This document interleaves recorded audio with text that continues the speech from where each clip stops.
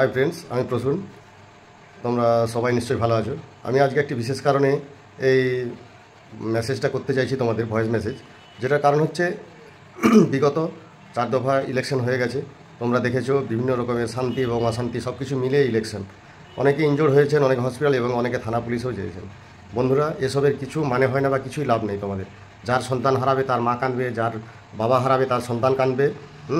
সবাই এই মারপিট খুন খারাপি এসব থেকে বিরত থাকো, প্লিজ প্লিজ প্লিজ। আমার অনুরোধ থাকলো, যে যাই পার্টি ভালোবাসে, আমিও কোনো না কোনো পার্টি রাজনীতি করি বা ভালোবাসি, তার জন্য মারপিট করে কোনো কিছুই করে লাভ নেই বন্ধুরা।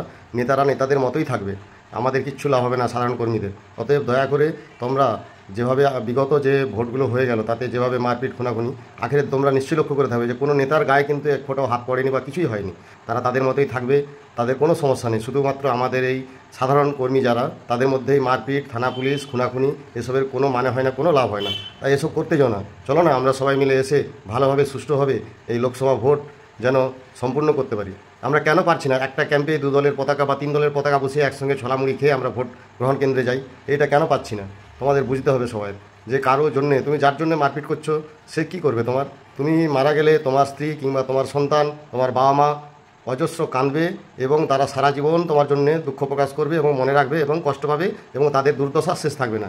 কিন্তু নেতারা একদিনের জন্য তোমাকে নিয়ে নাচানাচি করবে, তারপরে সবাই ভুলে, যে যেই পার্টি করো, যে রাজনীতি করো, আমি সবার জন্য বলছি, শুধু আমার একার নয়। তাই আমি সবাইকে অনুরোধ করব, কোনোভাবে এই প্ররোচনায় পা দেবে না এবং সবাই বন্ধুত্বভাবেই সকাল সকাল ভোট দাও। সবাই হাত মিলিয়ে একসাথে যে যাই পার্টি করো, যে যাই পার্টি করো, কোনো রকম নিজেদের মধ্যে, পাড়ার ছেলে সকাল হলেই সবার সঙ্গে দেখা হয়, এক চকে আড্ডা মারা সব কিছু, তারপরে রাজনীতির কারণে নিজেরা ঝামেলায় জড়িয়ে যাও, সেই জিনিসগুলো প্লিজ করবে না। আমার অনুরোধ থাকলো যাতে সুষ্ঠুভাবে সবাই ভোট দেয়, ভোট দিতে পারে, সমস্ত দলের পক্ষ থেকে সে ব্যবস্থা করো এবং যাতে কোনো রকম বন্ধুর মধ্যে বিচ্ছেদ না হয়, কারো সন্তান না হারায়, কারো বাবা না হারায়। তার জন্য আমাদের সবাই সচেষ্ট হবে এবং ভালোভাবে সব জ্ঞানে এই জিনিসগুলোকে দেখা দরকার।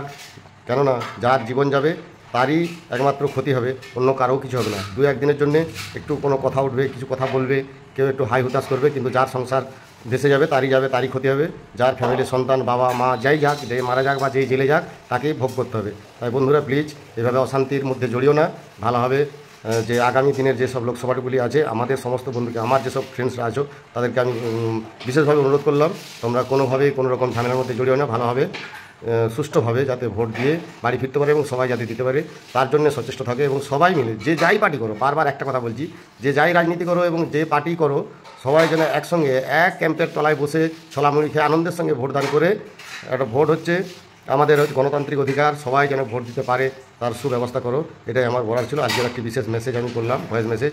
যদি কারো ভালো লেগে থাকে অবশ্যই কমেন্ট এবং শেয়ার করবে, আর যদি কারো খারাপ লেগে থাকে অবশ্যই আমাকে কমেন্ট করে জানিও। ধন্যবাদ, টাটা, গুড নাইট।